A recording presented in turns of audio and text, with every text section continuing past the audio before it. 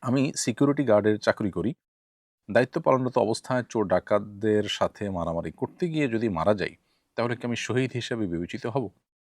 নবী করিম সাল্লাল্লাহু আলাইহি সাল্লাম বলেছেন, "মান কুতিলা দুনা দামিহি ফাহুয়া শাহীদ।" যে ব্যক্তি তার জীবন রক্ষা করতে গিয়ে মারা গেল, সে শাহাদাতের মর্যাদা পাবে। ওমান কুতিলা দুনা মালিহি ফাহুয়া শাহীদ, যে ব্যক্তি তার সম্পদ রক্ষা করতে গিয়ে মারা যাবে, সে শহীদ। একজন সিকিউরিটি গার্ড হিসাবে আপনার দায়িত্ব নির্দিষ্ট ভবন, জায়গা, প্রতিষ্ঠানকে সিকিউরিটি দেওয়া।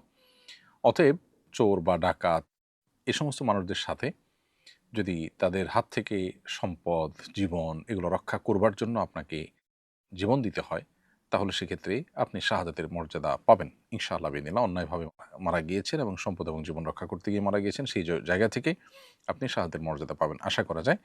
তবে এক্ষেত্রে আপনার ভূমিকাটা গুরুত্বপূর্ণ যে আপনি যেন অহেতুক কোনো বড় ধরনের দুর্ঘটনার মুখোমুখি নিজেকে না করেন। অর্থাৎ যেটা হয়তো সামান্য চেষ্টায় করা যেত, সেটার জন্য অনেক বড় কোনো রিস্ক নিতে গেলেন, সেটা যেন না হয়, সেটাও খেয়াল রাখতে হবে। অর্থাৎ জীবন যদি চলে যায় তাহলে শাহাদাতের মর্যাদা আপনি পাবেন, ঠিক আছে। কিন্তু জীবন যেন যেনতেনভাবে না যায়।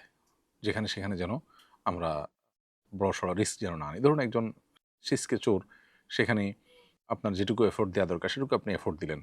অনেক সময় দেখা যায় যে অপরপক্ষ চোর বা ডাকাত যারা থাকে তারা কি করবে আপনার জানা ছিল না। তো তারা আপনাকে মেরে ফেললো, অথবা আপনি তাদেরকে থামাইতে গেছেন কিন্তু সে আপনার উপর আঘাত করলো, আপনাকে মেরে ফেললো। এরকম যদি কোনো সিচুয়েশন তৈরি হয়, অবশ্যই আপনি আল্লাহর কাছে শাহাদাতের মর্যাদা লাভ করবেন। আশা করা যায় ইনশাআল্লাহ তাআলা। কোনো পুরুষ যদি দ্বিতীয় বিয়ে করতে চায়, সেক্ষেত্রে প্রথম স্ত্রীর কাছে দ্বিতীয় বিয়ে গোপন করতে পারবে কিনা? শরীয়ত কি বলে?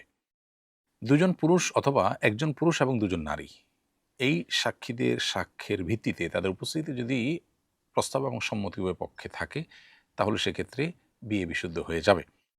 এই বিয়ে বিশুদ্ধ হওয়ার পরও বন্ধু-বান্ধব, সমাজ, আশপাশের লোকজন, পরিচিত আত্মীয়স্বজন তাদেরকে বিয়ের ঘোষণা দেওয়া, তাদেরকে জানানো এটা মুস্তাহাব। বিয়েটা লুকাবার জিনিস না, বরং জানাবার জিনিস। প্রথম স্ত্রীকে বিয়ের কথা জানানো যদিও শরীয়তের দৃষ্টিকোণ থেকে জরুরি না, তারপরও প্রথম স্ত্রীকে জানিয়ে দেওয়া ইনসাফ এবং সমতা রক্ষার ক্ষেত্রে সহায়ক। ভালো হয় জানিয়ে দিলে, কারণ আপনার এখানে সমতা রক্ষার একটা ব্যাপার আছে। তার জানা না থাকলে সেটা তিনি কীভাবে ব্যালেন্স করবেন? সেই জায়গা থেকে তাকে বলা দরকার। প্রচলিত আইনে বলার বাধ্যবাধকতা থাকলেও শরিয়া দৃষ্টিকোণ থেকে প্রথম স্ত্রীকে বলতে আপনি আইনগতভাবে বাধ্য হন। কিন্তু এটা আপনার জন্য সব দিক থেকে উত্তম এবং আপনার ঈমান এবং দ্বীনের জন্য সেফ। বিশেষ করে সমতা রক্ষার যে ফরজ বিধান আপনার উপর আছে, সেটা আদায় করার জন্য এটা আবশ্যক। আমি একজন নারী চিকিৎসক, শরী পর্দা মেনে চলি। পরিবারের চাপে বাড়ি থেকে সফরের দূরত্বে একটি পোস্ট গ্র্যাজুয়েশন কোর্সে ভর্তি হয়েছি। বর্তমানে সেখানে আমাকে চেহারা প্রদর্শন করে হাজিরা দিতে হচ্ছে। ছুটিতে মাহরাম ছাড়া সফর করতে হচ্ছে এবং হোস্টেলের পরিবেশও দিনদারিতার অনুকূল নয়। পরিস্থিতির কারণে পরিবারের অমতে কোর্সটি ছেড়ে দেওয়ার মতো মানসিক বা ইমানের শক্তি আমার নেই। এমত অবস্থায় নিজের দিন ও পর্দা রক্ষার্থে শরীয়র আলোকে আমার করণীয় কি, বিস্তারিত জানিয়ে বাধিত করবেন।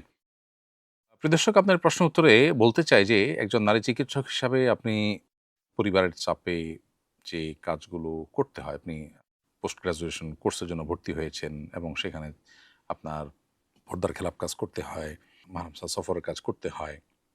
তো এরকম জিনিস করতে আপনি বাধ্য নন। পরিবার অন্যায় নির্দেশ করলে যে কাজ করতে গিয়ে আপনি গুনাহে লিপ্ত হইতে হবে, সেরকম কাজ করতে আপনি আসলে বাধ্য নন। এরকম পরিস্থিতিতে পরিবারকে বুঝিয়ে হোক, যেকোনোভাবে হোক, আপনি গুনাহ থেকে বেঁচে থাকার চেষ্টা করবেন। আপনি একজন শিক্ষিত মানুষ এবং নিজের পায়ে নিজে যথেষ্ট দাঁড়াবার মতো ক্ষমতা আপনার হয়েছে। বিধায় আপনি যে নিজেকে মানসিক বা ইমানের শক্তি আপনার নাই বলেছেন, এই জায়গাটাতে আপনার মোটিভেশন দরকার।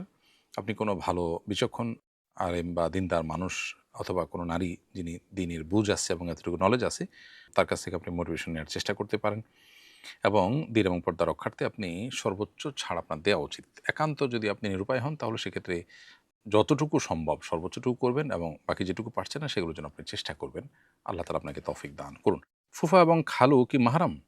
না, ফুফা এবং খালু তারা মাহরাম নন। অতএব ফুফা এবং খালুর সাথে মেয়েরা পর্দা করে চলতে হবে। ছেলেদের জন্য ফুফু মাহরাম, কিন্তু মেয়েদের জন্য ফুফা মাহরাম নন। কারণ ফুফা যিনি হন, তিনি মেয়েদের সাথে তাদের ব্লাডের কোনো কানেকশন নেই। ফলে তিনি মাহরাম নন। খালু একই, তার সাথে ব্লাডের কোনো কানেকশন নেই।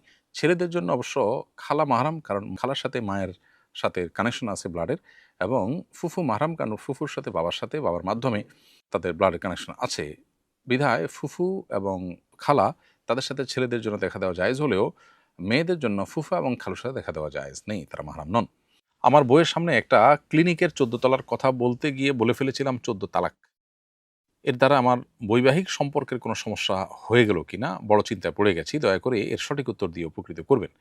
প্রিয় দর্শক, চিন্তার কোনো কারণ নেই। এর মাধ্যমে তালাক হবে না ইনশাআল্লাহ। তালাক মুখ ফসকে তলা বলতে গিয়ে তালাক বলে ফেলেছেন। এর কারণে তালাক হওয়ার কোনো কারণ নাই। কারণ তালাক হওয়ার জন্য তালাক শব্দটা বলার ইচ্ছা থাকতে হবে। কারণ ইচ্ছার বাইরে মুখ দিয়ে বের হয়ে গেছে, সেটার কারণে তালাক পতিত হবে না। অতএব অন্য শব্দ বলতে গিয়ে স্লিপ অফ টাং হিসাবে তালাক বা এই জাতীয় কোনো শব্দ আসলে তার কারণে স্ত্রীর সাথে সম্পর্ক বিচ্ছেদ হবে না। ৩০ বছরেই সব চুল পেকে গেছে। স্বামী, ননদসহ শ্বশুরবাড়ির সবাই হাসাহাসি করে। কালো কলপ ব্যবহার করা যাবে কিনা? মেয়েদের চুল ৩০ বছর বয়সে পেকে যাওয়াটা স্বাভাবিক কোনো বিষয় নয়। এজন্য আপনার চুলে আপনি কলপ ব্যবহার করতে পারেন। যদি অন্য কোনো কালার ব্যবহার করলে আপনার পারপাস সেটাই করা উচিত। যদি না হয় তাহলে সেক্ষেত্রে আপনি কালো কলপ ব্যবহার করতে পারবেন। কারণ এটা আপনার দোষ বা ত্রুটি দূর করা কিংবা আপনার ট্রিটমেন্ট করার অংশ হবে। যেহেতু আপনার এটা অস্বাভাবিক এবং ট্রিটমেন্ট অংশ হিসেবে এটা আপনি করতে পারবেন। মাসিক অবস্থায় দরুদ ইস্তেগফার পড়া যাবে কিনা? মাসিক অবস্থায় শুধু ৫ ওয়াক্ত নামাজ ছাড়াও যেকোনো নামাজ, রোজা এবং বাইতুল্লাহর তওয়াফ এবং কোরআনে কারিমে স্পর্শ করা তেলাওয়াত এগুলো করা যাবে না। এর বাইরে যেকোনো কাজ করা যাবে। বিদায় দুরুদ পড়া যাবে, ইস্তেগফার করা যাবে, দোয়া করা যাবে, আল্লাহর জিকির করা যাবে, তাসবিহ পড়া যাবে। এই কাজগুলো মাসিক অবস্থায় এবং কি নেফাস অবস্থায় অর্থাৎ প্রসব পরবর্তী ব্লিডিং চলাকালীন সময় মেয়েরা করতে পারবেন। বেশি, বেশি দুরূদ ইস্তেগফার পড়বেন। অনেক মেয়েরা এই সময় গাফিল হয়ে থাকেন, কিছুই করেন না। তিনি আল্লাহর কাছে দোয়া করতে পারেন লম্বা, লম্বা সময় বসে, বসে। সেই কাজগুলো তিনি অবশ্যই করতে পারেন। টাই পরার বিধান জানতে চাই। আমার অফিসে টাই পরা বাধ্যতামূলক। এরকম অবস্থায় আমার করণীয় কি? প্রথম কথা হলো টাই এটা খ্রিস্টানদের ধর্মীয় প্রতীক হিসাবে আজ সাব্যস্ত করা কঠিন। বরং এটা জেনারেল পোশাকে পরিণত হয়েছে। মুসলিম, অমুসলিম সবার মধ্যে এটা আছে। এটা তাদের আলাদা বিশেষণ, বৈশিষ্ট্য হিসেবে আর অবশিষ্ট নেই। তবে এটা দেশীয় পোশাকও না, ধর্মীয় পোশাকও নয়। তাই কোনো প্রতিষ্ঠান এটা বাধ্যতামূলক করাটা সমর্থনযোগ্য নয়। এ বিষয়গুলো নিয়ে আমাদের কাজ করা দরকার সমাজের বিভিন্ন স্তরের মানুষের। তবে মৌলিকভাবে এটা পড়লে আপনার জন্য শরঈ দৃষ্টি কিন্তু কোনো গুনাহের বিষয় হবে না। আমার শ্বশুর ঠিকাদারি কাজ করেন। সরকারি কাজের বিল উত্তোলন করতে হলে সংশ্লিষ্ট কর্মকর্তাকে ঘুষ দিতে হয়। এ অবস্থায় তার উপার্জন কি বৈধ হবে?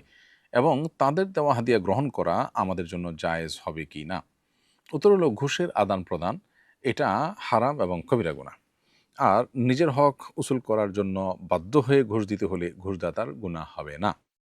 ঘুষের আদান-প্রদান করা যেহেতু গুনাহের কাজ, লাআনাল্লাহুল রাশি ওয়াল মুরতাশি যারা ঘুষ দেয়, যে গ্রহীতা উভয়ের উপর আল্লাহর লানত বর্ষিত হয়। এই আলোকে ঘুষ দেওয়া নেওয়া গুনাহের কথা। তবে যদি কোনো ব্যক্তি নিজের কোনো ন্যায্য হক আদায়ের জন্য ঘুষ দেওয়া ছাড়া তার কোনো উপায় না থাকে, তখন তার জন্য ঘুষ দেওয়াটা অবৈধ নয়, তবে নেওয়াটা সর্বাবস্থা হারাম। এজন্য আপনার শ্বশুর যদি তার ন্যায্য হক আদায়ের জন্য ঘুষ ছাড়া কোনো বিকল্প তার সামনে না থাকে, তাহলে সেক্ষেত্রে তার জন্য ঘুষ দেওয়া হারাম নয় এবং তার বাসায় খাওয়াটাও হারাম হবে না। ইন্টারনেটের একটি ভিডিওতে দাবি করা হয়েছে কোরআনে সরাসরি মিউজিক হারাম করা হয়নি। এটি মূলত একটি নিরপেক্ষ মাধ্যম বা টুল যা ব্যবহার অনুযায়ী ভালো মন্দ হয় এবং দাউদ আলাইসাল্লামের সুরের মূর্ছনা ও মহাবিশ্বের ফ্রিকোয়েন্সির যুক্তি দিয়ে মিউজিককে হারাম নয় বলে দাবি করার চেষ্টা করা হয়েছে। আমি বিষয়টা নিয়ে দ্বিধান্বিত হয়ে পড়েছি। কোরআন সুন্নাহর আলোকে বাদ্যযন্ত্র সম্পর্কে জানতে চাই। প্রিয় দর্শক, আল্লাহ রাব্বুল আলামিন কোরআনে কারিমে বলেছেন, ওয়া মিনান নাসি মান ইয়াশতারি লাহওয়াল হাদিসি লিয়ুদিল্লা আন সাবিলিল্লাহ। মক্কায় কিছু মানুষ আল্লাহর পথ থেকে মানুষকে বিচ্যুত করবার জন্য তারা লাহওয়াল হাদিস ক্রয় করে। লাহওয়াল হাদিস ক্রয় করা বলতে কি বোঝানো হয়েছে? এ বিষয়ে নবী করিম সাল্লাল্লাহু আলাইহি সাল্লাম কর্তৃক সার্টিফাইড, তার সার্টিফিকেট প্রাপ্ত, দোয়াপ্রাপ্ত সাহাবী আব্দুল্লাহ ইবনে আব্বাস রাদিয়াল্লাহু তাআলা আনহু এবং আব্দুল্লাহ ইবনে মাসউদ রাদিয়াল্লাহু তাআলা আনহুমা থেকে বর্ণিত হয়েছে যে তারা উভয়ে লাহওয়াল হাদিসের ব্যাখ্যা তারা নবীজি থেকে সরাসরি কোরআন শিখেছেন। উম্মার জন্য কোরআন যেন সবচেয়ে বেশি শিখতে পারেন, সেজন্য নবী সাল্লাল্লাহু আলাইহি ওয়াসাল্লাম তার জন্য দোয়াও করেছেন। তাদের ব্যাখ্যা হলো যেখানে লাহওয়াল হাদিস এর মিনিং হলো গানবাদ্য। তো এখান থেকে বোঝা গেল যে গানবাদ্য সম্পর্কে ইসলামের দৃষ্টিভঙ্গিটা কি। আল্লাহ তাআলা সেটাকে সমালোচনা করেছেন যে আল্লাহর জিকির থেকে গাফিল করার জন্য টুল হিসাবে কিছু মানুষ এটা নিয়ে কাজ করে। গায়কদের ভাড়া করে আনতো তখন, যাতে মানুষ কোরআন তেলাওয়াত না শুনে, গায়িকাদেরকে ভাড়া করে আনতো যাতে করে কোরআন না শুনে ওই গান বাজনায় মানুষ মজে থাকে। তাহলে এটা আল্লাহর জিকির থেকে গাফিল করবার একটা মাধ্যম এবং টুল। আজও যারা দেখা যায় যে এগুলোর সাথে অনেক বেশি ইনভলভ হয়ে যায়, তারা আল্লাহর জিকির, আল্লাহর পরিপূর্ণ আনুগত্য এগুলা সেভাবে তারা আসলে করে উঠতে পারে না। এটা হলো বাস্তবতা। আবু মালিক আল-আশআরী রাদিয়াল্লাহু তাআলা থেকে বর্ণিত সহিহ বুখারীতে তালিক সূত্রে একটা হাদিস যেটা তিনি দৃঢ়তার সাথে উল্লেখ করেছেন। সেই হাদিসটিতে নবী সাল্লাল্লাহু আলাইহি ওয়াসাল্লাম বলেছেন, লা ইয়াকুনান্না মিন উম্মতি আকওয়ামুন ইস্তাহিল্লুনা আল-হিররা ওয়াল হারিরা ওয়াল খামরা ওয়াল মাআজিফ।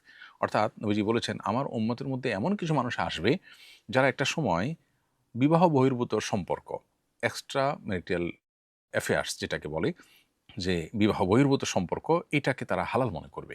আজকাল আপনি দেখেন তথাকথিত আপনার জেনার সঙ্গী আছে একজনের, বিয়ে নাই কিন্তু তার সঙ্গী এই পরিচয় দিচ্ছে বিভিন্ন নাম দিয়ে, বিএফজিএফ ইত্যাদি বিভিন্ন নামে। এটা কিন্তু তেমন কোনো দর্শনীয় জিনিস মনে করছে না, অথচ এটা কিন্তু 10-20 বছর আগেও মানুষ এভাবে বলতে পারতো না। পৃথিবীর সব সমাজে একটা সময় এটা ছিল না, এখন এটা স্টাবলিশড হয়ে যাচ্ছে। তো নবীজি বলেছেন কিয়ামতের আগে এটি হবে, এটি কিয়ামতের আলামত। এবং ওয়াল হারির, আরেকটা হলো যে সিল্ক পুরুষের জন্য ব্যবহার করা হারাম, সেটাকে হালাল মনে করবে এবং কোন দর্শনীয় মনে করবে না। আজকাল দেখেন পুরুষদের সিল্ক, পাঞ্জাবি ইত্যাদি ব্যাপক হারে বিক্রি করা হচ্ছে। এটা পৃথিবীতে একসময় পুরুষরা পড়তোই না, ব্যবহারই করতো না, কিন্তু এটাকে হালাল মনে করছে আজকাল মানুষ। আরেকটা হলো মাদক। কোরআন আল্লাহ তাআলা অনেক আগেই বলেছেন যে ওয়াইথমুহুমা আকবারু মিন নাফইহিমা, মাদক এবং জুয়া এগুলোর কিছু উপকারিতা আছে কিন্তু ক্ষতি তার চেয়ে অনেক বেশি, অনেক বড়।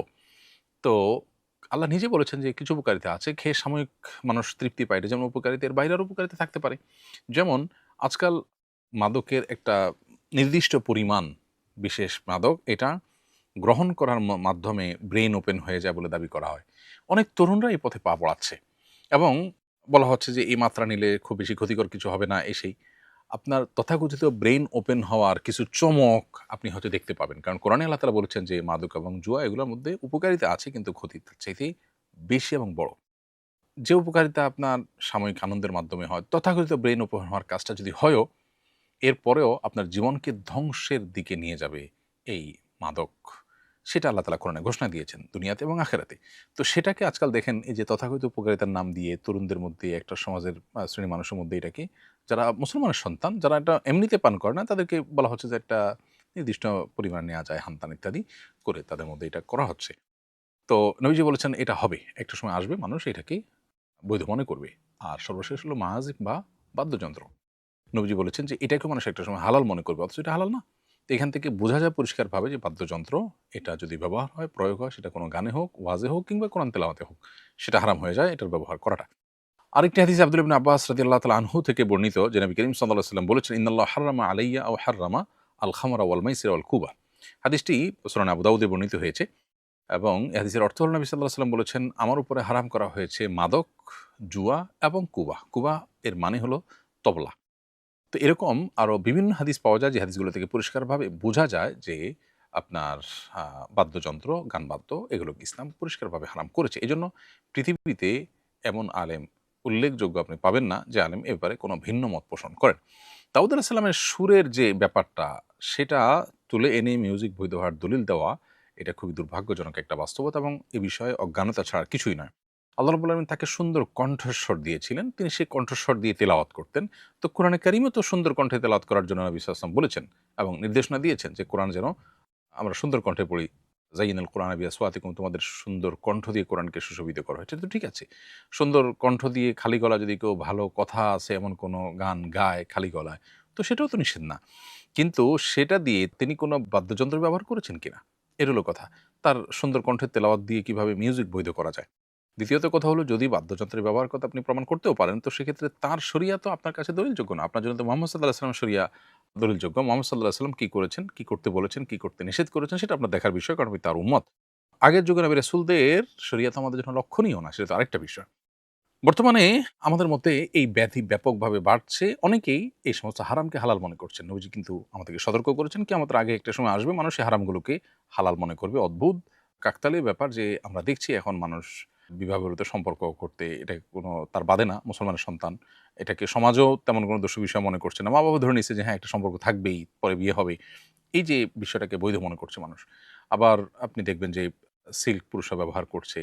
তারপরে আপনার পুরুষদের মধ্যেও আপনার দেখা যায় যে সিল্কের প্রচলন, ব্যাপকতা এগুলো বাড়তেছে আস্তে, আস্তে। মাদক গ্রহণ করার উপকারিতা বলা হচ্ছে বিভিন্ন পরিমাণে। তারপরে বাদ্যযন্ত্রের ব্যবহার, এগুলোকে দোষণীয় মনে করা হচ্ছে না। অনেকে এটা নিয়ে ডিবেট করতে আসেন। তো এগুলো কিয়ামতের লক্ষণ নবী সাল্লাল্লাহু আলাইহি ওয়াসাল্লাম আগে থেকে আমাদেরকে সতর্ক করেছেন। এছাড়া মহাবিশ্বের ফ্রিকোয়েন্সির যুক্তি অগ্রহণযোগ্য, যেখানে কোরআনে কারিমে স্পষ্ট, হাদিসের স্পষ্ট দলিল রয়েছে। কোরআনে কারিমের আয়াত থেকে স্পষ্ট বোঝা যাচ্ছে যে ইসলাম গান বাদ্যকে অ্যাপ্রিশিয়েট করেনি, বরং নিষেধ করেছে। এটা মানুষকে আল্লাহর জিকির থেকে গাফিল করা বা টুল। সেখানে বিভিন্ন রকমের যুক্তি, মানে কোরআন হাদিসের স্পষ্ট বর্ণনা থাকার পর তার বিপরীতে বিভিন্ন যুক্তি দেওয়া, এটা একজন মুসলমানের কাছে কখনো গ্রহণযোগ্য হতে পারে না। এক যুবকের সাথে পারিবারিক সম্মতিতে আমার বিয়ের কথা চূড়ান্ত হয়েছে, কিন্তু সম্প্রতি সে পুলিশে যোগ দেওয়ার চাকরির নিয়ম অনুযায়ী আগামী 2 বছর বিয়ে করতে পারবে না। আমি চাইছি পারিবারিকভাবে বিয়ে করব, কিন্তু সে ডিপার্টমেন্ট থেকে বিয়েটা গোপন রাখবে, এটা জায়েজ হবে কিনা? প্রতিষ্ঠানে যে অঙ্গীকার দিবে সে অঙ্গীকার রক্ষা করে চলবে। কোনো প্রতিষ্ঠান শর্ত দিতেই পারে যে এই সময়টা বিয়ে করবে না। তো সেটা মেনে চলা দরকার। প্রতিষ্ঠানের সাথে যেহেতু তার চুক্তি হয়েছে, ঈমানদার চুক্তিকে রক্ষা করতে হবে। এরপরে সে যদি বিয়ে করে ফেলে গোপনে, তাহলে বিয়ে হয়ে যাবে। বিয়ে সংগঠিত হয়ে যাবে, বিয়ে হবে না তা না। তবে তিনি চাকুরিতে যে এই চুক্তি মেনে করেছেন, আল মুসলিমুন আলা শুরুতিহিম, ঈমানদার মানুষের সাথে যে চুক্তি হয়, শর্ত দেয়, শর্ত মেনে নেয়, সেটা তাকে পরবর্তীতে মেনেই চলতে হয়। সে জিনিসটা করা ঈমানের দাবি। এজন্য হয় তিনি চাকরি করবেন না, আর না হলে তার বিয়েটাকে ২ বছরের জন্য বিলম্ব করবেন। প্রয়োজনে আপনার সবর করবেন। এরপরেও তিনি যদি শুধু আগদ পড়ে রাখেন, আনুষ্ঠানিকতা বন্ধ রাখেন, তাহলে সেটা হতে পারে। অথবা আপনার যদি তিনি গোপনে বিয়ে করেন আর প্রতিষ্ঠানকে না জানান, তাহলে সেক্ষেত্রে বিয়ে হয়ে যাবে, কিন্তু চুক্তি ভঙ্গের কারণে তিনি গুনাহগার হবেন। আমার স্বামী পুলিশ, তিনি কিছুদিন পূর্বে একটি প্যারেডে অংশগ্রহণ করেন। সেখানে মিউজিকের মাধ্যমে ট্রেনিং করানো হয়। পরবর্তীতে তিনি এ বাবদ বেশ কিছু টাকাও পান। এখন তার এই টাকাটা হালাল হবে কিনা? ট্রেনিং বাবদ পাওয়া টাকা হালাল হবে। সেখানে কি হয়েছে না হয়েছে, এটা কারণ তার হালাল হারাম হওয়া এর উপর নির্ভর করবে না। তিনি ট্রেনিং নিয়েছেন, সেজন্য তিনি টাকা পাওয়ার হক থাকলে সেটা তিনি নিতে পারেন নির্দ্বিধায়।